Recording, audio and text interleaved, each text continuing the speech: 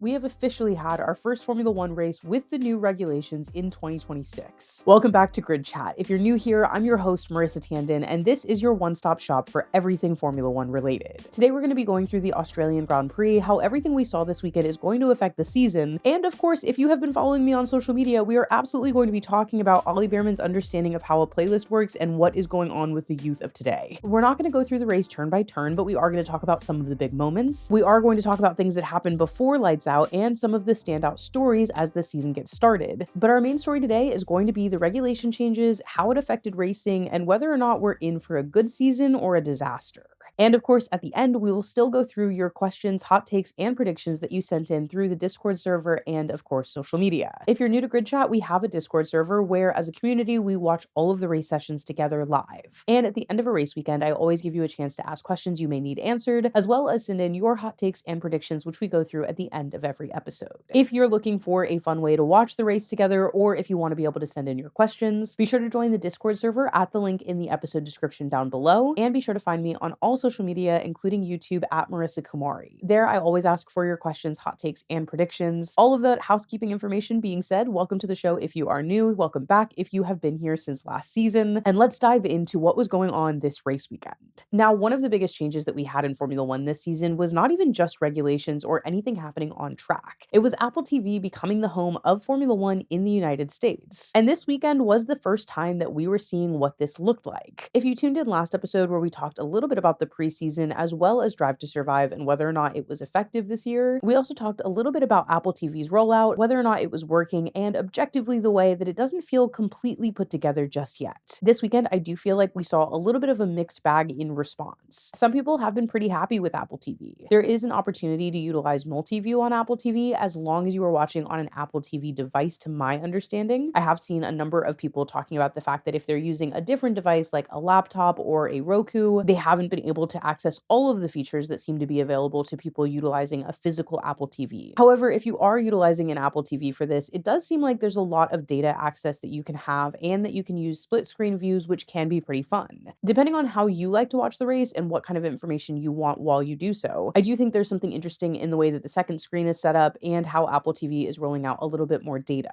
I will say one of the things that felt like it was missing from the Apple TV rollout, and let me know if you had a different experience with this, is that when you do go into Apple TV to watch Formula One, there is not like an overlay that gives you a tutorial of where everything is and how to access it. For me, my experience was a lot of kind of stumbling upon things, already being pretty familiar with the Apple ecosystem, as well as seeing people talk about these features online. I honestly feel like it would be kind of helpful if the first time you opened Formula One on Apple TV, there was an overlay system that just kind of gave you a brief tutorial, like when you download a new app, that just told you where everything was, how to access it, and how to set up your screens. Most of what I figured out how to do on Apple TV was from other content creators online, kind of showing where they were accessing things and how to press certain buttons. Maybe it's very intuitive for most people, though I will say that I have had an iPhone since I was in high school, and that I've been pretty locked into the Apple ecosystem for a very long time, and that I've had an Apple TV for a very long time. So for me, if it wasn't completely intuitive, I have to believe that some people who are getting Apple TV for the first time also had some trouble figuring everything out. So if anyone knows anyone, or if there is a tutorial that I missed, I would love to know, because I feel like there's probably features that I'm missing out on from the way that Apple TV is set up. One of the really big complaints that we saw from people was the idea of ads being run in the session during Apple TV, and a number of your hot takes and predictions were about the fact that you paid for Apple TV but you still have ads. I will be honest with you and say that I watched one practice session on Apple TV, and then once I realized I could log into F1 TV and find everything else that I was used to, I just kind of went back to where I was comfortable. If you do have Apple TV and you prefer F1 TV, you can link your Apple TV account to your F1 TV app and just go back to watching everything as normal. And it's also the only place, to my understanding, that you can actually access things like F2, F3, and F1 Academy. This also seems to be the only place that you can access your back catalog if you want to watch old races, and it doesn't seem like necessarily all of the programming from F1 TV has moved over to Apple TV. However, there was one big thing I wanted to debunk that a lot of people were complaining about. If this is not your first time watching Formula One and you used to watch on ESPN and you're used to the Sky Sports broadcasters, you have always always been able to access both Sky Sports and F1 TV in the States. This Apple TV change doesn't actually change that. You can listen to the F1 TV broadcasters on Apple TV or by logging into the F1 TV app, but if you used to watch on ESPN and you prefer the Sky Sports broadcasters that you're used to, you can still completely access them. You just have to change the feed on your options in your Apple TV app. If you swap it over, it goes right back to what you're used to, all the same commentators, all the same breakdowns, and the same goes if you switch back to the F1 TV app. Overall, I don't have a lot of complaints about Apple TV taking over, mostly because objectively it hasn't changed my experience. I can still log right back into F1 TV and watch it exactly the way that I used to, and as I explore Apple TV's offerings, and I assume as more things start to move over to Apple TV as they get more comfortable with their partnership, it does seem like kind of more is more. I can basically log into my F1 TV app, experience the sport exactly how I've always watched it, and as I get more comfortable with Apple TV and Apple TV gets more comfortable with their partnership with Formula One, there are probably going to be additional access points and original pieces of content that I would not be able to get anywhere else that I can now get through Apple TV. I do understand the complaint about ads, especially because the price point is kind of similar to what you were already paying to have no ads with F1 TV, though again, I can't necessarily speak to how disruptive they were or if people were overreacting, given the fact that I actually watched it on F1 TV, which again, if you have Apple TV and you want it to be exactly like it used to be, just log into the F1 TV app and have that same experience. However, one thing I do think is really cool about Apple TV's integration so far is that we are seeing, kind of similarly to how they did the F1 movie marketing last year, a lot of little things that are being integrated into the apps overall. With Apple Maps, for example, it looks like you were able to see cars on the pit lane in Melbourne just the same way you were able to in Monaco when they were promoting the F1 movie. There have been some integrations with Apple Sports, which allow you to have live activity on your lock screen if you're an iPhone user. And of course, if you do use Apple TV, there is the opportunity to have like the sports notifications that you have for other sports that are now on your Apple TV or your Apple device. However, I do have one major complaint, and it is an Apple feature that has suddenly made Ollie Behrman my worst enemy.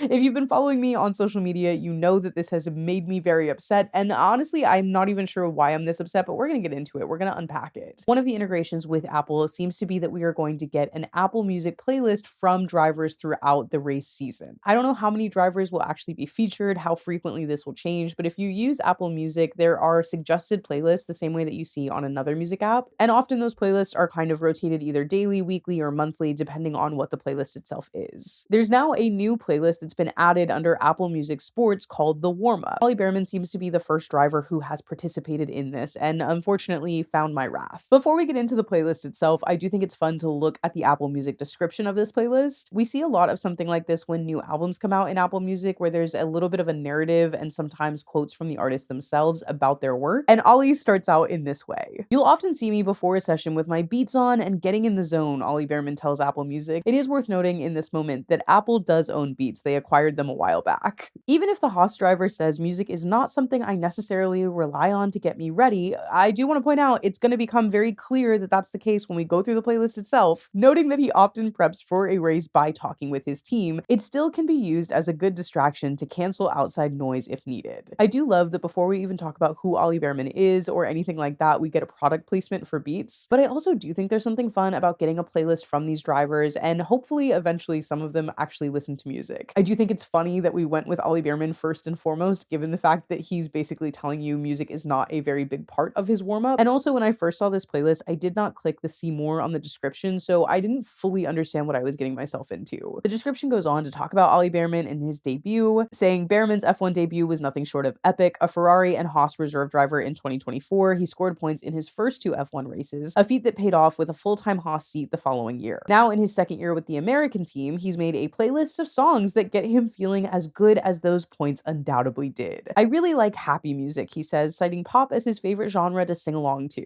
"My favorite artists are Ed Sheeran, Taylor Swift, Lionel Richie, and Andrea Bocelli."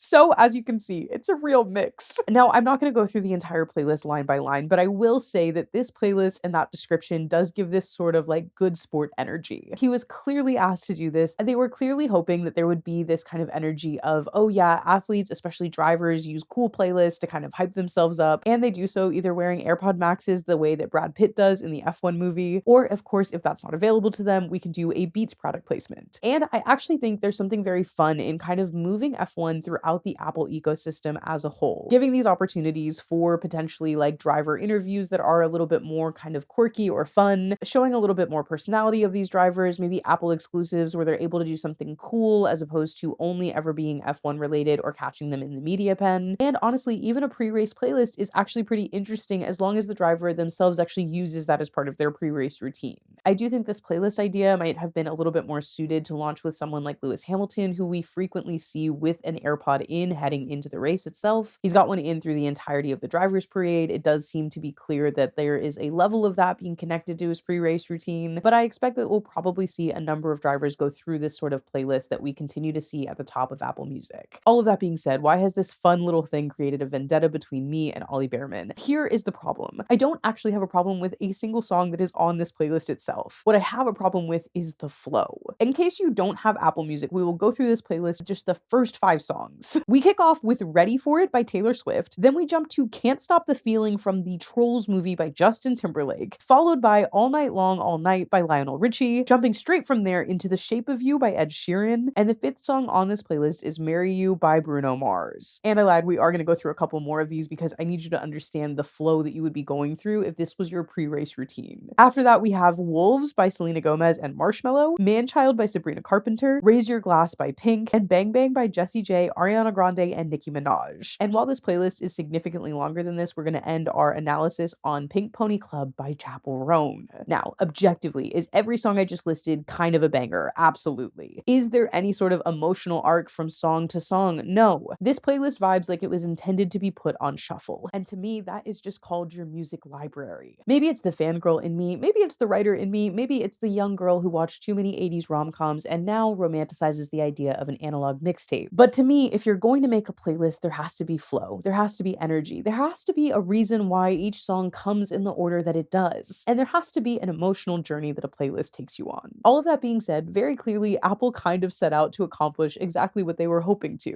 I now have a personal connection with Ollie Behrman because of his music taste that has nothing to do with his performance on track. If I had no idea what Formula One was, and I was using Apple Music regularly to discover new music, and potentially maybe I'm someone who uses those generated playlists to find new music, and I click along to this one, look at the playlist, and go, oh my god, this guy is not understanding how playlists work at all. Now, as a person with a very strong connection to playlists, apparently, I have to look him up, figure out who he is, and figure out why I'm rooting against him. And if I'm already on my iPhone or an Apple device, suddenly it's a lot easier to find Formula One and turn it on for the first time. So if you've come along this emotional journey, unfortunately, I have to say it may be one of the most brilliant parts about this Apple partnership, and potentially a cool way to generate emotional connections with drivers, whether it is a positive one or not. I'm interested to see how often this playlist changes, how frequently we see new drivers included in it, whether or not someone puts a craft to their playlist that feels really personal, or if we'll see similar integrations like this throughout the rest of the Apple ecosystem as the season progresses. I think it would be really cool to see drivers talking about their favorite TV shows and their favorite films and maybe their interest in other sports that Apple carries. Potentially, Apple will offer very small ways for fans to feel more connected with their drivers, and potentially through sheer exposure alone in almost a subliminal way, bring new fans over to the sport. So that takes us through kind of the noise happening off track. I do want to talk about a couple of quick storylines from the race weekend before we dive into talking about the regulations themselves and how they're affecting racing. One thing we talked about last episode, knowing we were heading into this race weekend, was the reliability issues that we knew Aston Martin would have.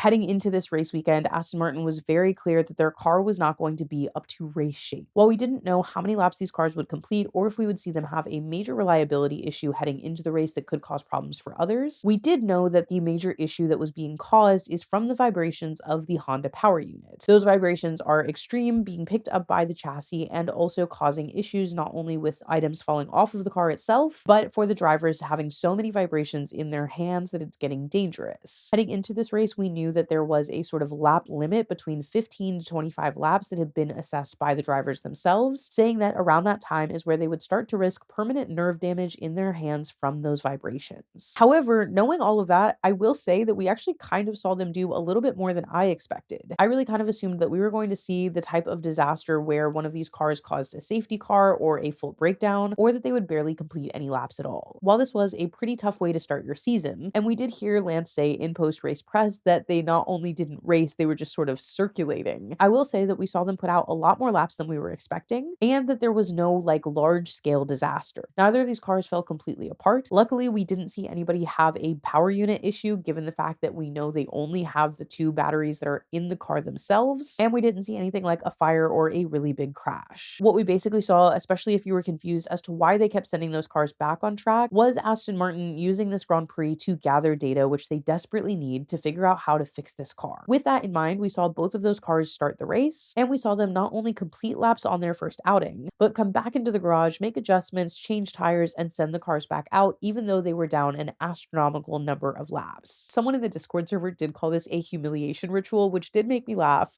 but I would also say that objectively, as low as this goal was, Aston Martin did complete their goal, which was to gather as much data as possible. It does look like they were able to complete significantly more laps than they expected to, and hopefully some of that data turns into a change for the car overall. And objectively, when we look at the reliability issues that we saw across the grid, they actually had a better outing than a couple of drivers. We had two drivers not start the race at all. Nico Hülkenberg didn't make it to the start due to technical issues, and Oscar Piastri unfortunately crashed so early that I didn't even have the pre-race show on. I really felt for Oscar this week, I will be honest. There are a few things worse than being out of the race before it even starts, but it's significantly worse when you were fighting for a world championship at the last race, and this is not only the first race of the season, but your home race. It was such a tough thing to watch, and also kind of tough to watch how Zach responded to this on the grid. Zach was asked what happened during the grid walk, and he said that they didn't know because they weren't able to review data yet, but also because he said that Oscar got out of the car pretty quickly and hadn't told them anything. In this moment, I was actually genuinely like, where did he go?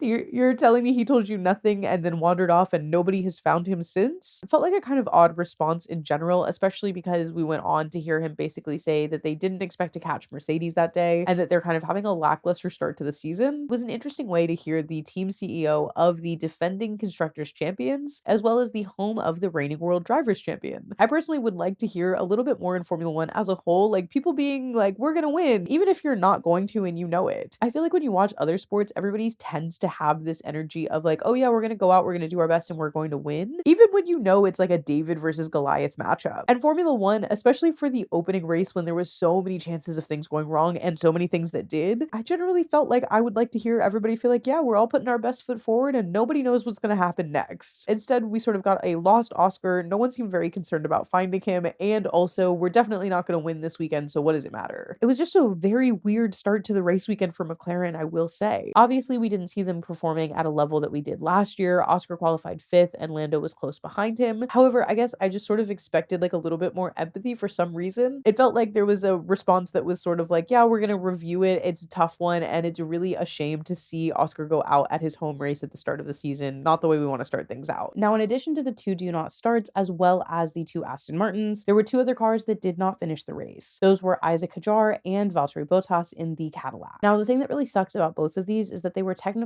reliability issues, and that is something that we have to expect with these new regulations. But for Isaac in particular, I thought this was even more heartbreaking because this is the second Australian Grand Prix and season opener in a row that he did not finish the race. This time it wasn't his fault, and of course it was after a really strong weekend of him qualifying P3 in this race. I was really bummed to not see him finish the race, and of course to see Red Bull have a couple of reliability issues throughout the weekend. Obviously, Isaac had the pace and was able to qualify P3, but ultimately wasn't able to finish the race due to that reliability issue. And Max, of course, had this massive crash in qualifying that nobody was expecting because his rear axle completely locked. A lot of these types of issues are things that we can expect to see over at least a few of the races starting out this season because these cars are being built to complete new regulations and there are going to be reliability issues as we get going. However, just because something is expected doesn't make it suck any less. For me, the other big standout of qualifying and this race weekend was Arvid Lindblad. Now, what's interesting is looking at the Red Bull camp moving into this season, obviously there were changes made on both teams. Yuki Tsunoda was relegated to a reserve driver. Isaac Hadjar moved up from VCarb to be Max Verstappen's teammate. Liam Lawson stayed at VCarb, and a young rookie, Arvid Lindblad, became his teammate. Now, one of the craziest moments of this weekend was watching Arvid Lindblad and Lewis Hamilton meet, because someone pointed out the fact that when Lewis started his Formula One career, Arvid was not born. We are getting to a point where the spread of the ages on the grid is actually getting insane, and it's pointing to a trend of bringing up very young rookie drivers to Formula One and seeing how they perform. Last year, we saw that with Kimi Antonelli, and now we're seeing that with Arvid. And with both of them, we saw a pretty strong performance on debut. Arvid not only had a very strong qualifying session, he was putting up really strong times in practice sessions, and when it came to the race itself, he outpaced his teammate and finished in the points for the first race of his career. I am very excited to see where Arvid goes, and if you haven't listened to it, I did actually do a couple of interviews with him while he was still in F2 before his seat had been confirmed. You can always find those on YouTube, TikTok, Instagram, and Snapchat. But one of the things that stands out to me about Arvid as a driver is how badly he really wanted this and how locked in he was as soon as he did.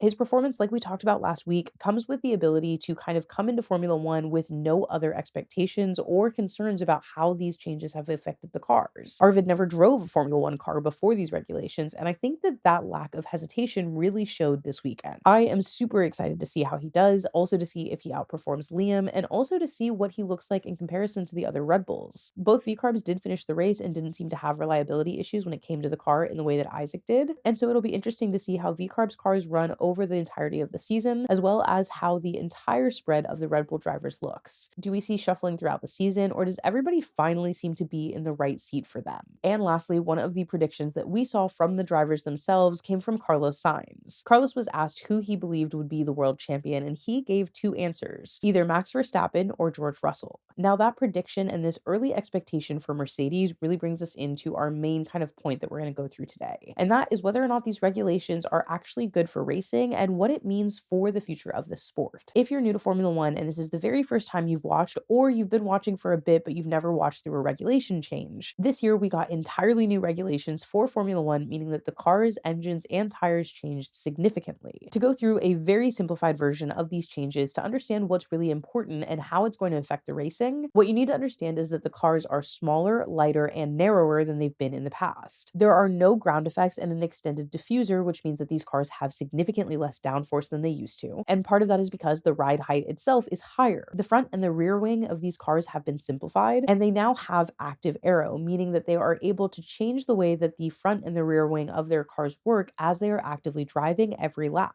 And of course, one of the biggest changes is the power unit. For the first time, we are moving towards almost 50-50 when it comes to the hybrid energy, meaning 50% engine and 50% battery. Because of that, we're seeing a very different version of racing. DRS has been removed from the cars, which was previously the way that we were seeing exciting overtakes on the straights when cars were within 1 second of the car ahead. This was something drivers were only able to utilize at certain points of the track, and that usually had multiple detection points throughout the track of where they were able to earn that right to use DRS by being within 1 second of the car ahead. Now we have removed DRS from Formula One and replaced it with things that are actually relevant to the way that this battery power works. Now drivers have to manage 3 new modes, and those are boost, overtake, and recharge. When it comes to boost mode, this is an opportunity for drivers to add extra power for extra speed for a limited amount of time as long as their battery is charged. Now this can be utilized at any point, doesn't have to be utilized at a certain detection point or to overtake another driver. It's just a sudden boost of energy that comes from the battery of your car. Overtake is utilizing that boost mode within 1 second of the car ahead of you to be able to literally overtake them. This requires you to be within 1 second of the car ahead of you to actually utilize it. And recharge is just what it sounds like. It's the requirement of these drivers to be recharging the battery as they're deploying more power at certain points. In practice, this is supposed to do a couple of things for us. One, we're seeing hybrid power being utilized in a kind of different way here. When we think about hybrids, we might think about things like Priuses on the road, cars that are generally not known for being particularly speedy or intense when it comes to pickup, and instead are fuel efficient and an environmental choice. However, when we look at the world of racing and by some extension performance road vehicles, we're actually starting to use this battery power for extra torque. So a quick burst of speed that happens much faster than it would if it were engine power, but also can only be utilized for a certain period of time because that battery runs out of charge. In theory, these regulations should give us more exciting racing. We should see more overtakes given the fact that the cars are smaller and that they have this extra ability to boost power. However, when we look at how everything actually played out in Australia, the fan base is pretty split on how this actually turned out, and so are the drivers. I myself wasn't really sure how this was going to work when we came into the race itself, and as we watched the race, had moments where I enjoyed it and where I really didn't. The big thing I will say is that this race was a little bit more exciting than Australia was last year, and part of that is just from the chaos. However, the race itself felt like it went by a lot faster. This race felt like it was about 90 minutes, and that was with virtual safety cars that continued to happen throughout the race. Additionally, one of the things that everybody thought we were going to see with these changes was more overtakes, which in fact we we absolutely technically did. We actually saw almost 3 times the amount of overtakes in Australia this year than we did last year. And there were a lot of fun moments where this kind of power mode was giving us at least more action of passing on the track. However, a lot of those overtakes weren't really true overtakes the way that you would expect them to be in racing previously. Because of the way that this kind of power mode works, cars are getting a really quick, sudden boost of speed. And then it seemed like, at least in Australia, and we'll see how this affects other races and other racetracks, as soon as they managed to deploy all of that power and actually make the overtake, their car basically sputtered out of power and were quickly overtaken by the car they had just passed. We saw this mostly with George Russell and Charles Leclerc as they were fighting for the lead of the race. And there were moments where we were literally seeing George deploy all of his battery power to overtake Charles Leclerc, and then almost instantly Charles Leclerc would take the position back. So when we look at this overtake stat, in last year's Australian Grand Prix, we had 45 overtakes. This year we had 120. But we're counting all of these moments where we saw George Russell deploy that battery power, sputter to a stop, and then be overtaken again. And I do think that there are a couple of ways that we can look at this. Charles Leclerc over the radio actually described it like getting a mushroom in Mario Kart, where you have this sudden burst of speed and then you just kind of slow right back down. And the way that I kind of look at it, another comparison, is if you've ever watched the Fast and the Furious movies early on in the series where they had the NOS button. They would press this button on their steering wheel and they would get this massive boost of energy for a very short period of time. And that worked really well in the world of Fast and the Furious because they were drag racing. If you know anything about the Fast and the Furious movies, you know that they take life a quarter mile at a time. And for short racing bursts, a sudden burst of speed like you would get in a Mario Kart mushroom or in a NOS boost in Fast and Furious is really helpful, exciting, and gets you across the finish line faster. However, I'm not sure how great it is when we're deploying it in a racing series like Formula One. To some degree, there's a lot more excitement, and I'm not going to say that overall I hated this race. I actually really enjoyed myself. I felt like I was really locked in for the majority of this race. I was really focused, I was screaming, I was excited, but I also think that some of it did feel a little bit artificial and arbitrary. Because if you are deploying all of your power for every overtake, and we're getting so many more overtakes, but they don't actually really feel sustainable. They don't really feel as exciting when they can't be maintained, and of course, as soon as you have all of this juice that you've now deployed, you almost instantly lose all of your power and it feels like it was a completely arbitrary move. Something I would be curious about is if we were to look at these overtakes and see how long the position actually was held for when the overtake happened. Because it does feel like a lot of those overtakes were maintained for a very, very short period of time before the position was also handed right back. Now, there's a lot of reasons why this could be an issue.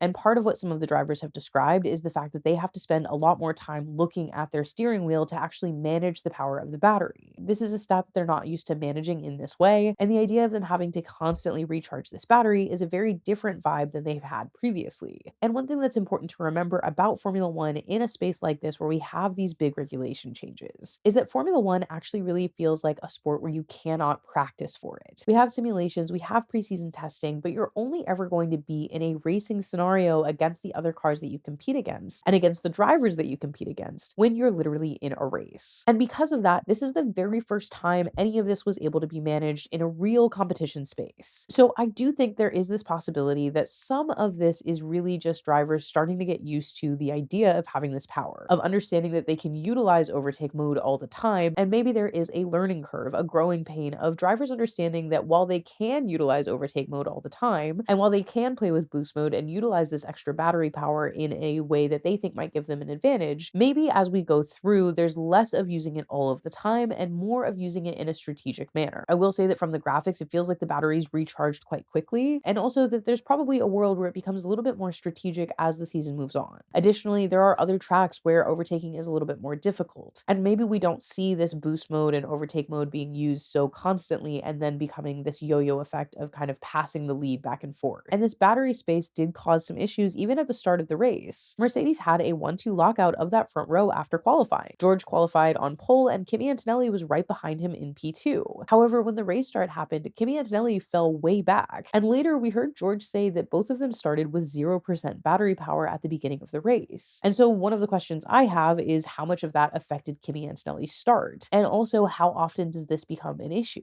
How are batteries not charged fully when they get to the start if that was actually the case? And there is something exciting about looking at Kimi Antonelli's performance in particular, not just in the race and how much he was able to recover falling from second to eighth and getting back to second again, but also when you look at his entire weekend.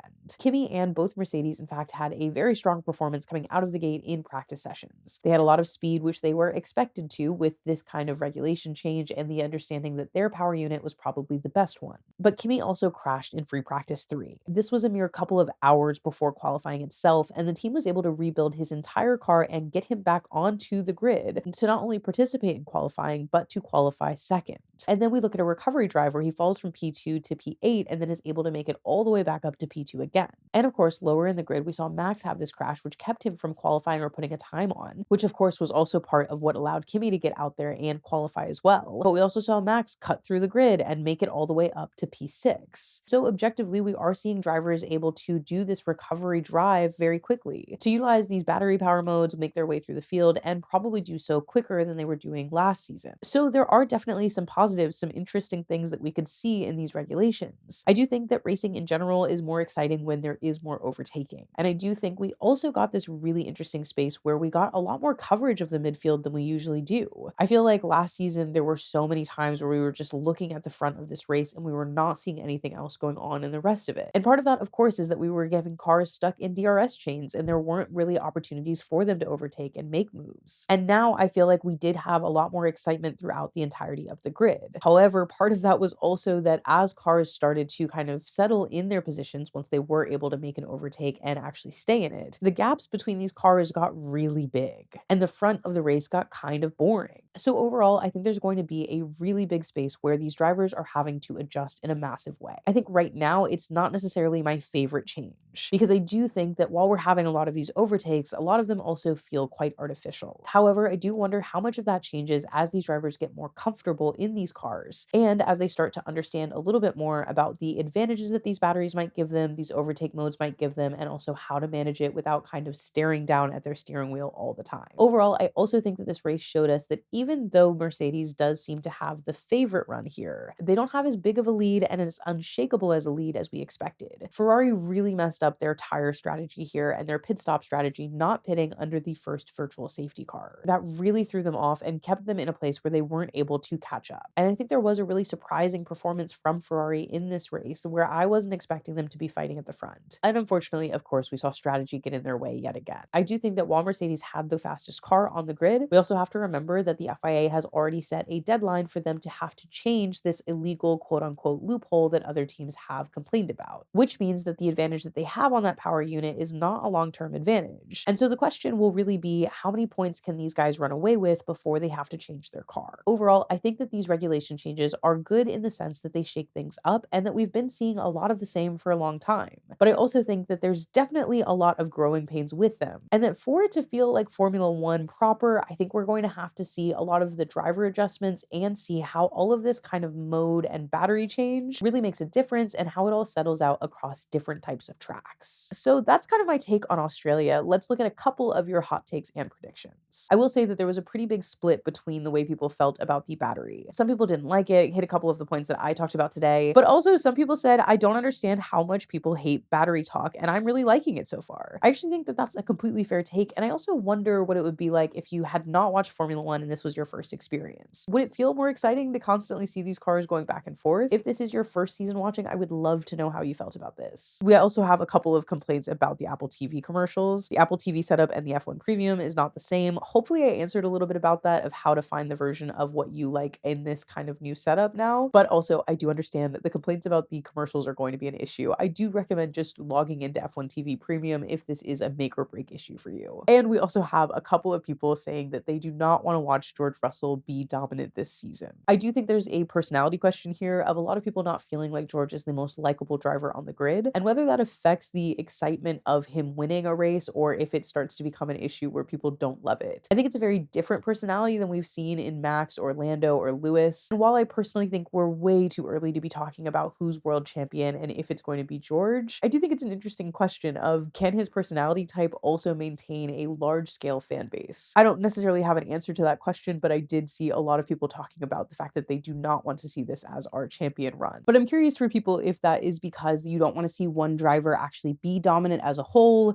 if you have a really big issue with that T-pose still, or if this would feel the same way as Lando running away with things or Max running away with things, regardless regardless of personality. I also think George does have a lot of fans, and maybe they're just not in my space that are answering the questions about the hot takes and predictions. For me, hot takes and predictions, I think that we are not really in a place that we can predict who's going to be world champion yet. I think when we're looking at a season like this where everything is changing, regulations are changing, drivers have changed, there's so much space for chaos. Reliability issues are going to be a portion of this season, and I think that that is going to affect people across the board. It is really difficult to say who's going to perform in the long term, especially given the fact that the Mercedes power unit will have to change. And so that perceived advantage, which I don't necessarily think was as big as it probably seemed, especially when we look at Ferrari's strategy issues, is not going to be a full season advantage. The question will be how much of that advantage do they lose, and also are they able to use that advantage to build a very large point gap that it doesn't matter. Personally, I am not sold that that's going to be the case, though I do think they're going to have a very strong season. And my kind of spicy take is that I feel like Kimi Antonelli is ultimately going to be in that battle. While it's easy to say that he is younger, that George Russell has the kind of experience that he needs, and that he's a more veteran driver and more ingrained in the team itself, I also think that when we look at Kimi's weekend versus George's weekend, Kimi was the more impressive driver to me because of the fact that he was able to recover from so much of a disaster. Kimi was pushing his car to the limits all weekend, and because of that, he did crash the car in a very bad way. But it's also important to remember that him qualifying P2 came in a car that was rebuilt very quickly up to the very last minute, and not necessarily given the chance to fully be rebuilt in a way that was completely balanced or perfect. Kimi was not in a perfect car heading into qualifying and the race, and while his team did pull off a miracle, it wasn't a perfect one. And so the fact that Kimi was able to not only manage to actually get back on there and qualify and be up with his teammates, but also to have the issue that he had at the start and then have a recovery drive at that same time, I'm very curious what this race would have looked like had they gotten off the line 1-2 and been fighting from the very beginning. I really think Kimi is a generational talent, and moving him into Formula One at the young age that they have is something that is really going to allow him to flourish in the long term. The question will be how much of a fight can he put up this season against his teammate and if they have the best car. And my other prediction is generally that we haven't even seen the best fight from all of these teams yet. As we go through these regulation changes, as these drivers get more comfortable, and as these cars continue to bring upgrade packages, I think we're going to see more cars that are not able to finish races and more cars that surprise us on different tracks. So that wraps up Australia and this week in Formula One for us. If you want to have your hot takes and predictions included in next week's episode, be sure to follow me on all social media platforms at Marissa Kamari so that you don't miss the ask. And of course, if you want to watch the race alongside a number of people in a live chat, be sure to join the Grid Chat Discord server. You can find the links for all of those things down below in the episode description. As always, I love going through these Formula One races with you because it is so much fun to yap and have hot predictions that we can have on tape and go back to see how wrong I was later. And of course, it's just so much more fun to share Formula One with you. If you're not subscribed wherever you are listening to this, be sure to hit the subscribe button so that you don't miss next week's episode when we come back for the Chinese Grand Prix. Thank you for sharing this race weekend with me, and I look forward to seeing you at the next one.